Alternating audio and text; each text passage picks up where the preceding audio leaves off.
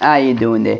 Welcome back to Babylon Talmud. Today we're studying Daf Pei Zayin, Daf 47 of Masechta Gittin. Friends, is the fourth to last Daf of Masechta Gittin. Wait, let me move my thing back a little bit. Alright, maybe that's a little better. Alright, today we talk more about Gittin. Yeah, the first part of the Daf talks about Gittin. The second part of the Daf also talks about Gittin. But we're going to learn two Mishnayos. The first Mishnayos is whatever. The second Mishnah is crazy. And then for the next 2 days, we're just going to talk about ridiculous stuff. Kind of like Masechta Eruvin, but in Gittin. If you could imagine what Gittin looks like as Masechta Eruvin, then this is kind of thing. The kinds of things where it's like, all right, I don't even know if it's worth me trying to describe it. You just need to get an art scroll and get some diagrams and whatever. That kind of stuff. Alright. So we're going to start off Pei Vav Mud Beis at the Mishnah, about 5-10 lines from the bottom. And see. 1, 2, 3, 4, 5, 6, 7, 8, 9 lines from the bottom. I had a feeling it was 10 lines from the bottom, but 10 sounded like a lot. So I didn't really want to say 10, so I said 5, 10. It was 9. Says the Mishnah. Shnei Gittin Shovin. Okay, so it sounds like you have two people with the same name and the same details and stuff, and they each are divorcing their wife, and everybody's got the same names and details, and they send both of these gets to be delivered to their wives, but then the gets get mixed up, and now we don't remember whose get is whose.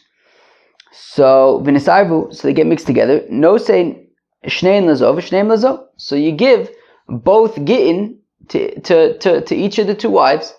And memele, each one then received the one they were meant to get, right? You give both of them to the first wife, and one of them is hers, one of them isn't, but one of them is. And then give both gets to the second wife, and the one, each person, memele, will get the one that was meant to be hers. But if you lose one of them, well, then basically you're in trouble, because you don't know who's the remaining one is, and it's basically useless. If you try to feed 5 birds with one seed, right? You write one get and you just put a whole bunch of couples in there. Ish ploni migarish plonis, right? So and so is divorcing so and so. Uflonis plonis, and so is divorcing so and so. And then you have witnesses below. Kulim ksher. Alright, it's fine. You could feed 5 birds with one seed if you write it in this manner, right? You say, right, Ploni is megarishing plonis, Ploni is megarishing plonis, etc. You sign below, all gravy. Eshe, where am I? V'yinosin l'chol achas ve'achas, and then you pass around the get among all the wives, right? So you feed 5 birds with one seed, and you take this one get, which is for 5, which is going to be used to divorce 5 women, and you just kind of pass it around among the women, and everybody gets divorced. Fine. But if you wrote a template for each one, we're going to have to explain what exactly this means. But if there was some kind of uniqueness for each couple, well then, ve'edim milamata, and you have witnesses below, their signature will not work for all 5.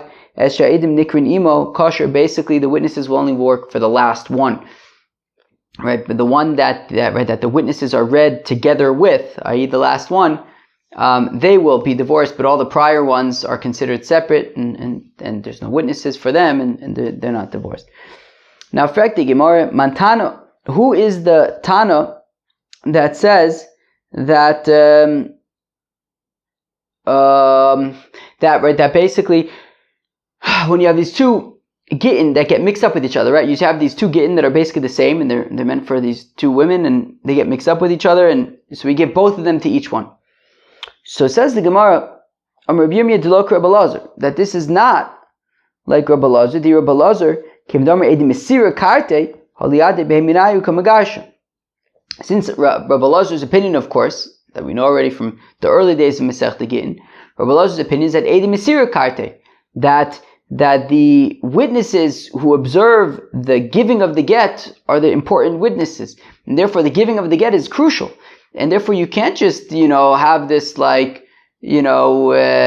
well, let's just give a whole bunch of gittin to this woman and Mamela, one of them, no, the giving of the get is the main show. The assumption for now is that has to be lishma, and therefore you can't have this get that's being given not specifically for this woman, right? Meaning, we have two gittin, and one of them is hers, one of them isn't. So Abaye Omar Filu Tamer Rabbi Elazar, as Abaye says, no, you can even say it's Rabbi Elazar who puts all the weight on the witnesses of the giving, because Eamon Debai Rabbi Elazar Ksiva Lishma Nesina Lishma Mibai. Look, in terms of Lishma and making sure that it's specifically for this woman, that is the writing, right? Rabbi Elazar, meaning Rabbi Meir, it's the Machlokes Rabbi Meir and Rabbi Elazar. Rabbi Meir says that you have to sign it Lishma. The thing that has to be Lishma is the signatures. Rabbi Meir, when he says according to Rabbi Elazar, when it says V'chasav La Lishma, that you have to write it Lishma, that's not talking about the signatures, it's talking about the body of the get needs to be written Lishma. But the delivery doesn't necessarily have to be Lishma. You need witnesses to witness it, according to Rabbi Elazar, Edi Mesira Karte, but Lishma doesn't apply to the Mesira, it applies to the Ksiva. The writing of the body of the get would have to be Lishma. Chamisha Shekosvu Klal V'chulei. Okay, so now the Mishnah had said that if you have 5 couples that kind of are listed together, are named together in the get, and you have witnesses who sign below, so beseder, that's fine. Heichi dami klal, right? Heichi dami kolal. So what does it mean that they're all kind of grouped together, right? We said if they're grouped together, so then you can just have the witnesses below, apply to all of the couples. But if they're not grouped together, if there's kind of tofes for each one, we'll have to understand what that means. If they're separate in some way, well then you can't use the signatures of the witnesses for all of them, only for the last one. So echidami kolal, what does it mean that they're all grouped together? Echidami tofes, and what's considered that they're essentially separate? Rabbi Yochanan zman echad d'chulon zeu klal, that if you have one date for all of them, there's one date, and then you list all the couples, and then there's signatures below. That zeu klal, this is that's considered that they're lumped together, and the signatures at the bottom will count for all 5 couples. Zman l'chol echad ve'echad. But if each couple, it's written their own date, right? On this date, so and so is divorcing so and so. On this date, so and so is divorcing so and so. Well, then zeu tofes, that's what's considered these separate templates, and in that case, the signatures at the bottom only count for the last couple. Rish Lakish Omar, whereas Rish Lakish says, Afilu zman echad chulan, even if there's only one time for all of the couples, still, Nami ave tofes, that would be considered a template. I don't know if I'm defining it correctly as template. A tofes is generally a template, I think. But in this case, I guess at least it means that they're considered each one their own kind of separate listing. So eleichidami klal. So then, what would be considered lumped together? The chos of ani anu floni ufloni gerashnu nishosenu plonus uflonus. So it means lumped together is that it's not, Ploni is divorcing Plonis and Ploni is divorcing Plonis. No, it says Ploni and Ploni is divorcing Plonis and Plonis. Right? So in that way they're lumped together. All the boys followed by all the girls, not separate listings. And in that case, if they're listed in that manner, so then if there are witnesses at the bottom, the witnesses count for all 5 of the couples. Fine. Givaldig. Maskefla Reb Abba. So now we're going to have some kashas on Reb Yochanan, we're going to have some kashas on Rish Lakish. Enjoy. Maskefla Reb Abba. So Reb Abba asks a kasha. The Reb Yochanan, the Omar, Zman Echad Chulon Zeu Klal. So according to Reb Yochanan, who says that when you have one time for all 5 of the couples, right? So you have the time that the document is written, then it says Ploni is divorcing Plonis, Ploni is divorcing Plonis. So when you have one time Zeu Klal, then that's considered that they're all grouped together. When you have one time for all of them, it's considered that they're all grouped together, and the signatures at the bottom count for all 5 couples. Lechush dilmo ki chosmu saide abasro hu dechsime.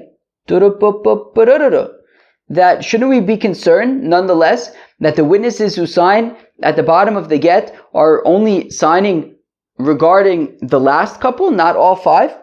Milotanya, after all, don't we have a brayso that says Eidim chsumim al shelas shalom? The get, pasul. If I understand correctly, that means that a fellow writes a divorce document, and then at the bottom he writes, "How you doing there?" And then the witnesses sign.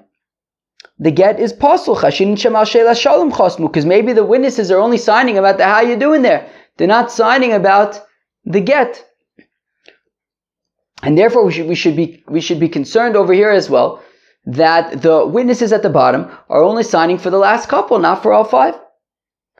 Lavit Marallah, so the Gemara answers, yeah, but didn't we teach about that? That says it was explained to me from Rabbi Yochanan Sha'alu Pasul Vishoalu Kosher. That if in the case of the how you doing there, it said, right, the get was written, and then it just said Sha'alu, it said how you doing there, and then the witnesses signed it, so they're only signing about the how you doing there. But if it says, if you write the get and you say and how you doing there, and the witnesses sign on that, then they're signing on the whole thing. So Achonami here oichit dichsiv be ploni ufloni. I'm sorry, ploni ufloni ufloni. Wait, what? Ploni ufloni ufloni, meaning each couple is adding on to the next one, right? So it says this couple and that couple and that couple, and therefore the witnesses at the bottom count for all five of the couples, as long as there's only one date for all of the five couples. Visu, and okay, but another kasha, the Rabbi Yochanan Damar Zman l'chol echad ve'echad zeu tofes. So when Rabbi Yochanan says that if each couple has their own time written next to them, so then they would be considered separate, and the witnesses at the bottom would only be for the last couple. So my area mishum tofes. Well, why are you saying that the issue is because they're kind of each their own separate entry? In fact, the Gemara, isn't there a different issue at play over here?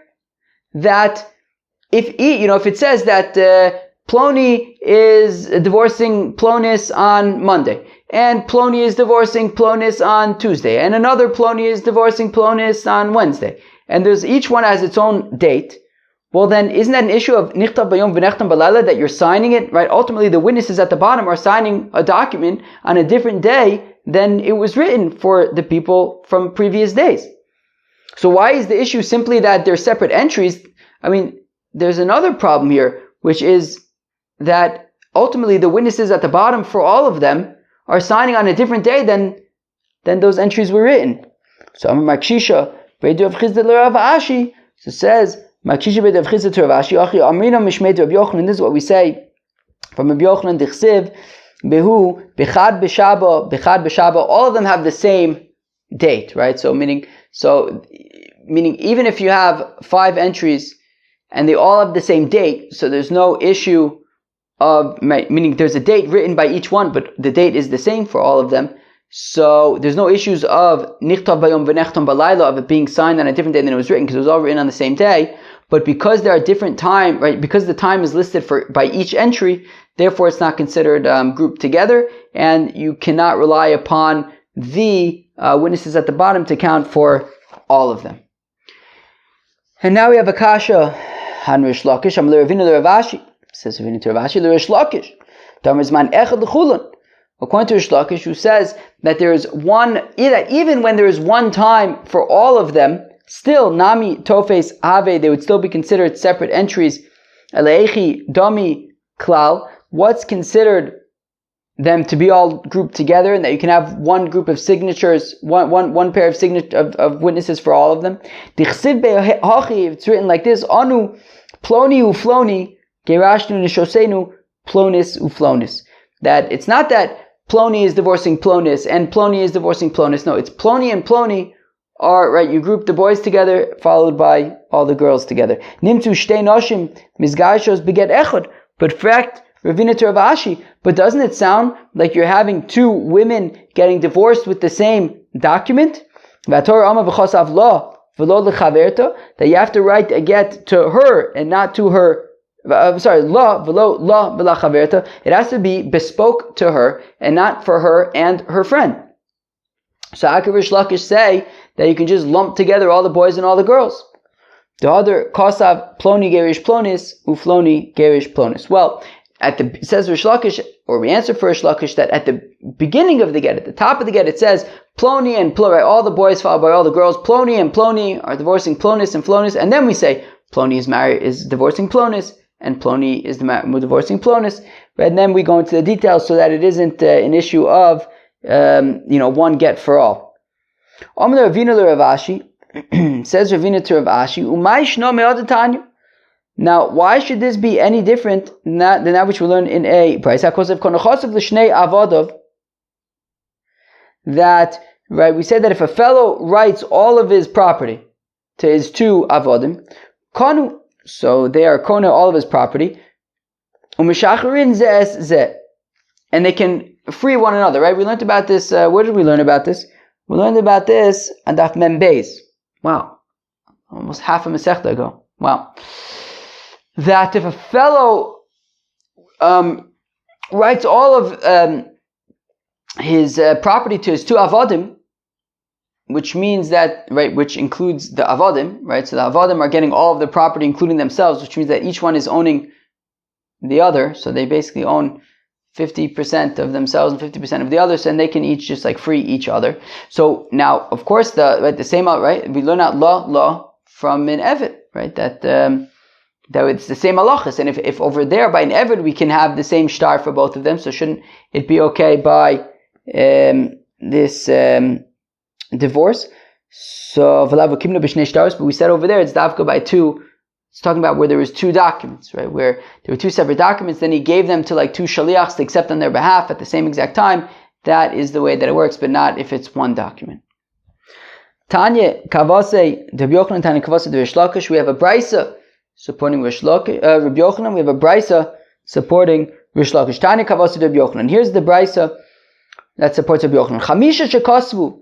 If you have 5 couples that write in the get, ish ploni migarish plonis, ufloni plonis, ufloni plonis, vizman echad chulon, and there's one time for all of them, ve'edim milamata, and you have witnesses signed below, kulon ksherim visinosin l'cholachas ve'achas. So it's a kosher get for all 5 couples. The witnesses that are signed below work for all 5 couples, and you just pass around the get between all the wives, and then everybody is divorced. Zman l'chol echad ve'echad, but if there is a time listed for each couple, well, ve'edim milamata, and the witnesses are below, es sha'edim nikroim imo kosher. Well, then the witnesses only serve for the last of the 5 couples if there are times listed with each of the couples. Rabbi Yehuda ben Beseira, Omer says, Rabbi Yehuda ben Beseira, im yesh revach b'neim pasul, v'im lav kosher, she'in zman mafsikon. Rabbi Yehuda ben Beseira comments on this and says, look, even if there are times written next to each entry, next to each couple, but again, im yesh revach b'neim, if there's space between each couple, pasul, then it's upon v'im lav. But if there's no space, if they're all written close to each other, so kosher, then that's fine, even though there's times with each couple, she'ein zman mafsikan, because the times don't really make a difference. Tani kavasa Rish Lakish, and here's the brisa that supports Rish Lakish. Chamisha shekasvu klal besoch haget, that if you have 5 couples that are written together in the get, anu ploni ufloni, kirashna neshosenu plonis uflonis. If you, right, it says the boys followed by the girls, right? Ploni and ploni, divorced plonis and plonis. Ploni gerish plonis, ufloni gerish plonis. Right, and then we say, we list who's divorcing who. Vizman echad l'chulan, and there's one time for all of them. Okay, interesting that it's mentioning the time. Ve'edim milamata, and the witnesses are below. Kulon ksherim. So in this case, they're all ksherim because they were all grouped together at the beginning. V'sinasin l'chol achas ve'achas, and you pass around the get between all the women. Zman l'chol echod ve'echod, But if there is a separate time for each and every one of them, and there is space between each one of them, and then there are witnesses below, so then the witnesses only count for the last of the 5 couples. Rav Meir Omer says, that even if there is not space between the entries, Pasul Shazman Mafsikan, because the time breaks it up. The Gemara, why does Rish Lakish care if there is time by each couple? Ha'omar zman echod l'chulan nami tofes have. After all, Rish Lakish says that even if there was only one time written for all of them, but each couple was listed separately, it would be a problem. So why are, right, even if there's one time for all of them, if the couples are listed separately, then it's a problem. So why are we talking about, right, so why are we saying Zman l'chol echad v'echad? Who cares? Even if there's only one time for all of them, it's a problem if each couple is listed right, separately. So animile heicha delo arvinu meikar.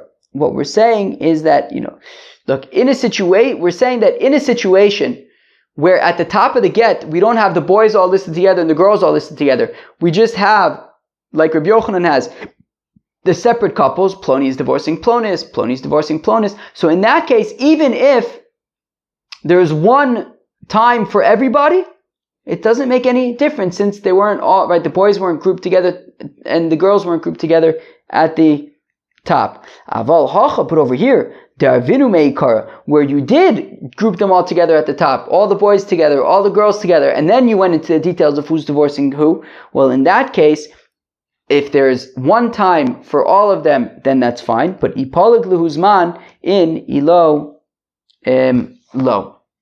Well, in that case, when they're all grouped together at the top, so then what did we just say? So ipalig lehuzman, if they each have separate times, then yes, they would be considered separate and not grouped together. But if there weren't separate times, i.e. there was only, right, when they're all grouped together and there's only one time for all of them, well then they could be considered to be one group and the witnesses at the bottom can count for all of them. If they each have their own separate times, even if they're all grouped together at the top, but they each are then listed with their own separate times, then it would be a problem. They would be considered separate and you can't have the witnesses for all of them. Alright, Chevra, get ready for like a ridiculous Mishnah. Honestly, a ridiculous few Mishnahs, honestly. Yeah, these Mishnahs are a bit ridiculous. Actually, only like the next 2, I think, Mishnahs are a bit ridiculous, but yeah, I don't know what to say. Like I was saying in the intro a little bit, these remind me of like Eruvin, where like, it's like just good luck trying to explain something so ridiculously technical. So, I don't know. My advice maybe is like, listen along with like an art scroll or something and like, I'll try to like help you visualize it, but it's like, good luck. Alright, so says the Mishnah, Shnei Gittin sheksavan zeh b'tzad zeh. Okay? So you have like one parchment, and on the right side of the parchment is a get for one couple, and on the left side of the parchment is a get for another couple. Okay, so you have one parchment with 2 gittin written on it side by side. Okay, a right side and a left side. On the right side there's one get, on the left side there's a get for somebody else. 2 gittin on one document.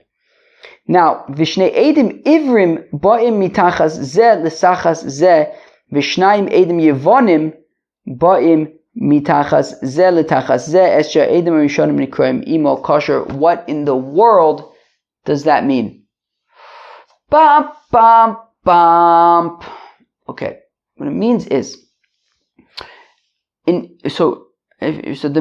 Mishnah mentioned edim ivrim and edim yevonim.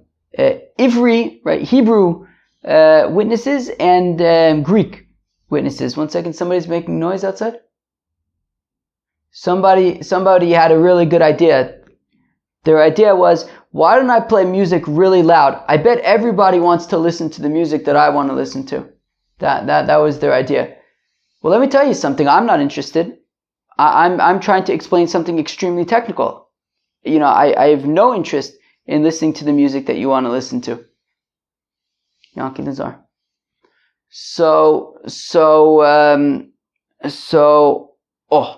Okay. So now so what's the difference between a Hebrew witness and a Greek witness? Here's the difference, friends. You want to know the difference? I'll tell you the difference. Here's the difference. In Ivri aid, I'm like very tempted to say Evid Ivri, but in aid Ivri, an Ivri witness, so they write their names Ruvain ben Yaakov. Ruvain, the son of, if Ruvain is signing a document as a witness, he writes his name as Ruvain ben Yaakov, Ruvain the son of Yaakov. So if you see a document that says Ruvain ben Yaakov signed the document, who signed it? Ruvain, not Yaakov. Ruvain. However, in Greece, they do fakert. If Ruvain is signing a document, what he would say is Yaakov ben Ruvain is signing the document, i.e. Yaakov's son Ruvain is signing the document. So if you see a document, with a Greek witness signed on it, and you see Ruvain, and when you see Yaakov ben Ruvain, so that means that Ruvain's son Yaakov is the one. Yaakov ben Ruvain. It means that Yaakov's. I don't know what I said, but and there's this person trying to convince me that I should listen to his music, Yanki Lazar. So if it says Yaakov ben Ruvain, it means Yaakov's son Ruvain is the one who signed it. If you see Ruvain ben Yaakov and it's a Greek witness, so then it means that Ruvain's son Yaakov is the one signing. So it's the opposite, right? So what's an Ivri witness? A Hebrew witness, I guess. A Hebrew witness versus a Greek witness. So a Hebrew witness will sign his name Ruvain ben Yaakov, right? If Ruvain is Hebrew and Ruvain is Greek, right? So if Ruvain is a Hebrew witness, he will sign his name Ruvain ben Yaakov. If Ruvain is a Greek witness, he will sign his name Yaakov ben Ruvain, Yaakov's son Ruvain. So now back to our confusing case. Well, technical case. So you have two Gittin on the same parchment, one get on the right side, one get on the left side. Now under the get, there are four witnesses. There is Ruvain ben Yaakov, there's Shimon ben Yaakov, and let's just assume that Ruvain ben Yaakov, Shimon ben Yaakov, Levi ben Yaakov, and Yehuda ben Yaakov are not brothers. They all just have their father's name all happens to be Yaakov. They're not brothers because then they would be relatives. Let's just not go there. It's just an easy way for us to just be able to get Ruvain, Shimon, Levi, and Yehuda, and obviously the Shvatim are the sons of Yaakov, but it's just a way to get different names, but they're not related, okay? Fine. So now on this document, beneath the two columns are Ruvain ben Yaakov, Shimon ben Yaakov, Yaakov ben Levi, and Yaakov ben Yehuda. And now there's more. Let's assume for now that it means that Ruvain is on, right, beneath the right column it says Ruvain, and beneath the left column it says ben Yaakov. Beneath the right column it says Shimon, beneath the left column it says ben Yaakov. Beneath the right column, it says Ben Yaakov. Beneath the left column, it says... beneath the right column, it says Yaakov Ben, I guess. And then beneath the left column, it says Levi. Beneath the right column, it says Ben Yaakov. And beneath the left column, it says Yehuda. So what we're saying is that... So if you look under the right column, so the first two entries are Ruvain. Ben Yaakov is under the left column. But if you look under the right column, the first entry is Ruvain. Right beneath that is Shimon. In both cases, Ben Yaakov is under the left column. But we don't pay attention to that. And we say, okay, so beneath the get on the right are Ruvain and Shimon. So Ruvain and Shimon are valid witnesses for the get on the right. The get on the left doesn't have any witnesses. Let's read that again. It says, Shnei Gittin Sheksavan Zebetzadze. You have two Gittin that are written one next to the other on a parchment, a right get and a left get. Vishnaim Edim Ivrim, and you have two Hebrew witnesses. Boyim Mitachas Ze Letachas Ze, sign their names starting beneath the get on the right and completing beneath the get on the left. V'shnayim edim Yevonim, and then two Greek witnesses by mitachas zeh l'tachas zeh are signing from beneath the right side also until beneath the left side. As sha'edim arishonim nikrin imo kosher. So the get with which the first pair of witnesses are read with it, i.e. the get on the right, the first pair of witnesses will be the get for the get on the right. That one is kosher, but for the get on the left, it is possible, and the Gemara is going to explain why. Now, this gets a little bit ridiculous. Eid echod ivri ve'ed echod yavani. If you have one Hebrew witness and then followed by one Greek witness, ve'ed echod ivri followed by one Hebrew witness, ve'ed echod yavani followed by one Greek witness, and they span between the two Gittin on the right and on the left. Shneim psum, then they're both psulin. So be'etzem, if you have Ruvain ben Yaakov followed by Yaakov ben Levi, Yaakov ben Levi followed by one second, let me just exactly. Again, wait, what? Again, what? Again, what? Again, what? Again, what? So you have Ruvain ben Yaakov, followed by Yaakov ben Levi, followed by Shimon ben Yaakov, followed by Yaakov ben Yehuda.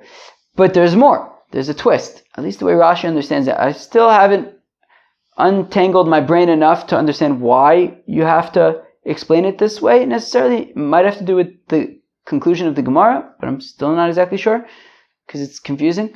But, okay, you ready for this?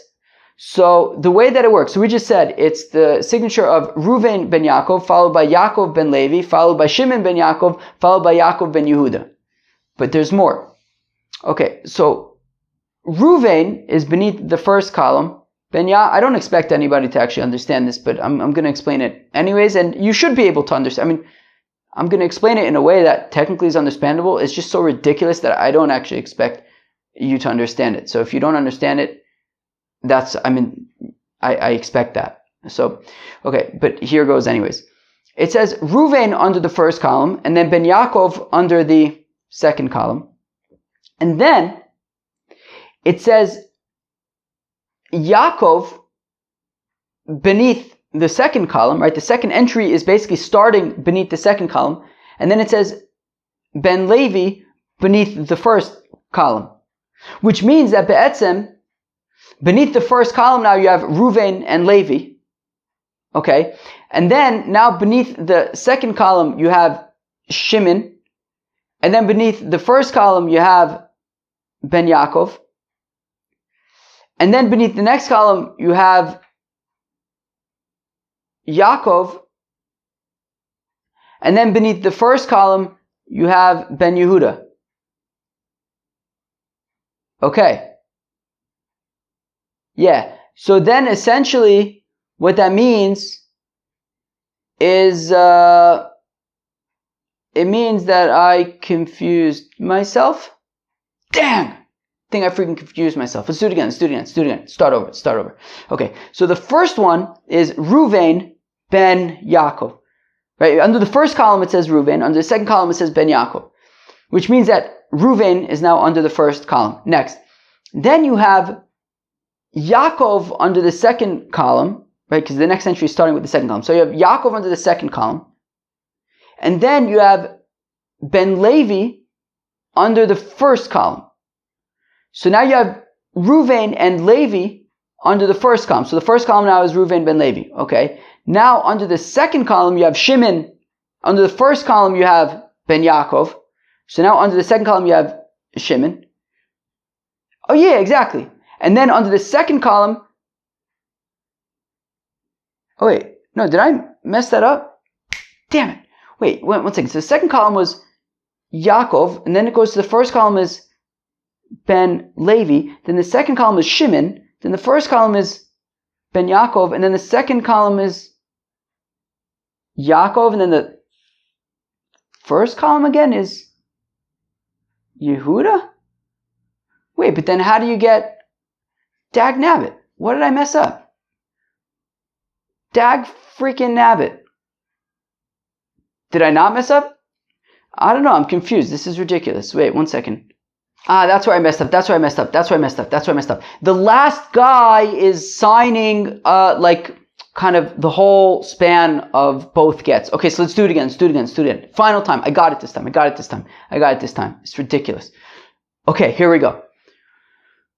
Reuven ben Yaakov. So you have Reuven under the first column, and you have ben Yaakov under the second column. Now, the second witness is doing the whole Greek thing, and he's doing Yaakov under the second column, and Ben Levi under the first column. So now, under the first column, you have Reuven and you have Levi. Now, under the second column, you do Shimon. Under the first column, you have Ben Yaakov. So now you have Shimon under the second column. And then, under the first column, you have Yaakov. And then under the second column, you have Ben Yehuda, which means that under the second column now, you have Shimon and Yehuda. So under the first column, you have Reuven and Levi. Under the second column, you have Shimon and Yehuda. And we say in that case, both of them are pasul. Friends, how are you enjoying this Mishnah? It's ridiculous, right?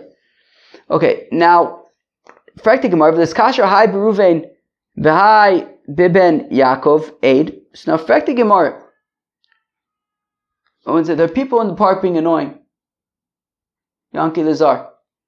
So we had said that you have the two columns, right? A get on each column, and then if you have the first two signatures are Reuven ben Yaakov and Shimon ben Yaakov, so we said only the get on the right side is kosher. But why don't we say both Gittin are ksherim? The get on the right side is kosher because you have Reuven on the first line, and then you have Shimon on the second line. And let's say the get on the left side is also kosher because it says Ben Yaakov aid, followed by the next line that also says Ben Yaakov aid.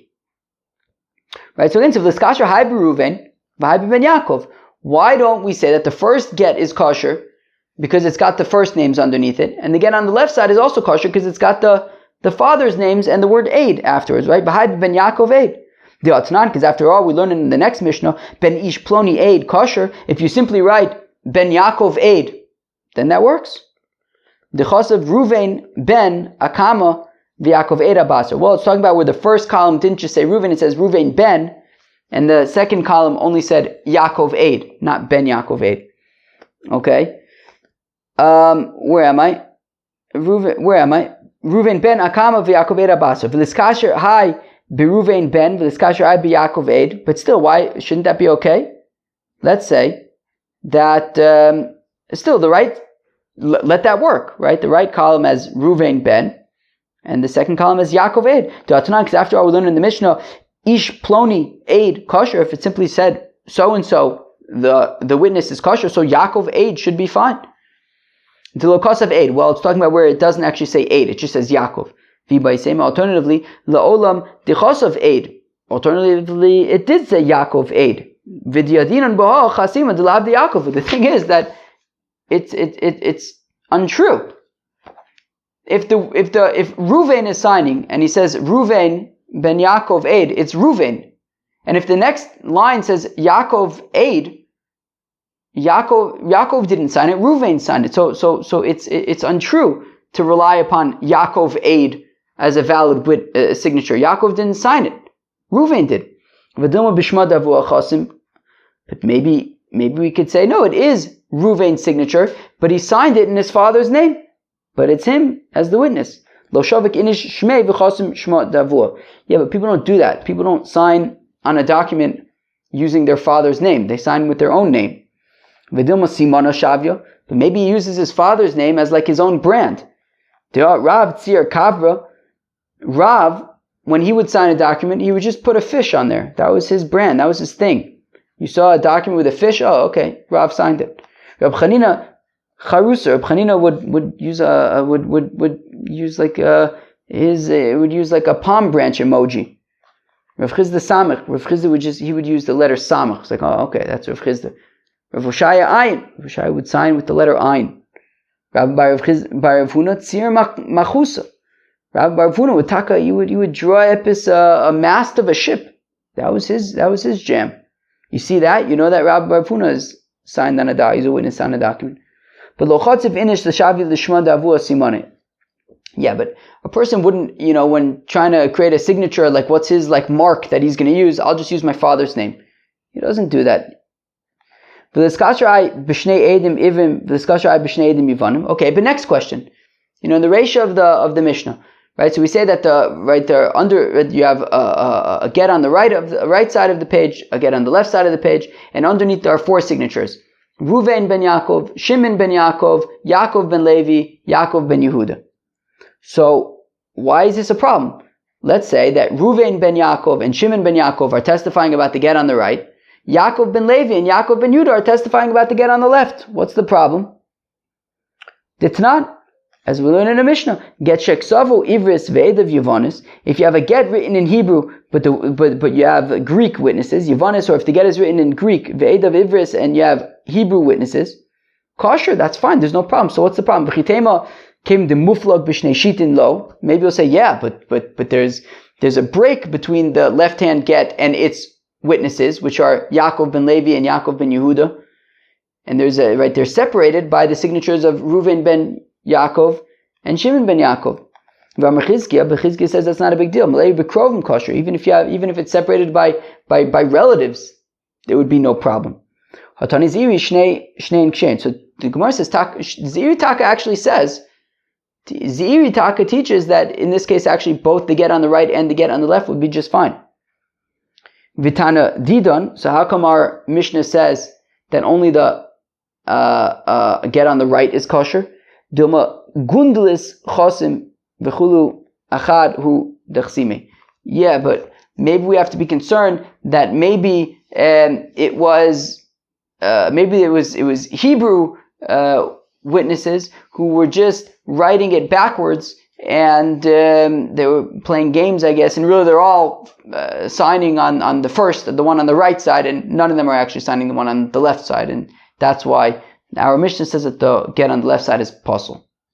I know, so maybe we're concerned, that maybe our Mishnah is concerned that, well, what if you have Greek witnesses who sign it in the Hebrew kind of way, which is all the, which it would be like Levi ben Yehuda and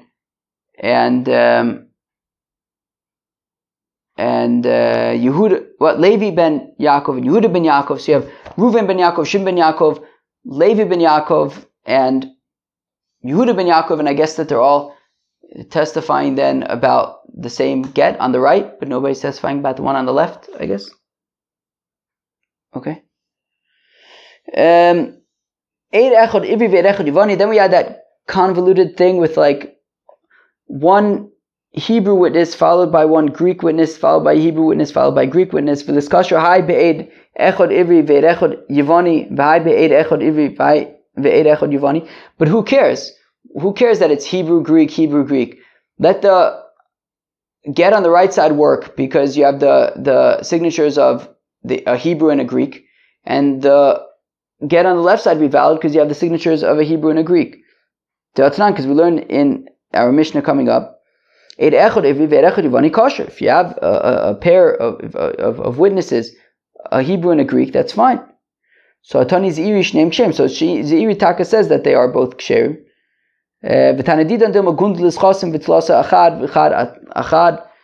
Wow. So our Mishnah though is concerned that maybe the Greek people are going to assign it backwards, in which case you'll end up having 3 on one side. I believe that would be the right side, and then only 1 on the left side. Or was it the opposite?